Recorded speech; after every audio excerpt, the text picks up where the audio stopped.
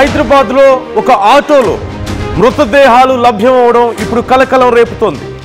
చంద్రాయణగుట్టలో flyover కింద ఆటోలో ఇద్దరు యువకుల మృతదేహాలు లభ్యమైనట్లుగా తెలుస్తోంది. ఇప్పుడు ఆ యువకుల మృతిపై పలు అనుమానాలు వ్యక్తమవుతున్నాయి. స్పాట్ని పరిశీలించిన పోలీసులు డ్రగ్స్ ఓవర్ డోస్ వల్లే వారు మృతి చెందారంటూ ప్రాథమికంగా ఒక అంచనాకు వచ్చినట్లుగా తెలుస్తోంది. అయితే ఇంకా పూర్తి స్థాయిలో విచారణ జరగాల్సి ఉంది. ఆటో సమీపంలో ఈ డ్రగ్స్కి సంబంధించిన కొన్ని ఇంజెక్షన్స్ కూడా లభ్యమయ్యాయి. మృతులు జహంగీర్, ఇర్ఫాన్గా గుర్తించారు. సీసీ కెమెరాల ఆధారంగా దర్యాప్తు చేస్తున్నట్లుగా తెలుస్తోంది.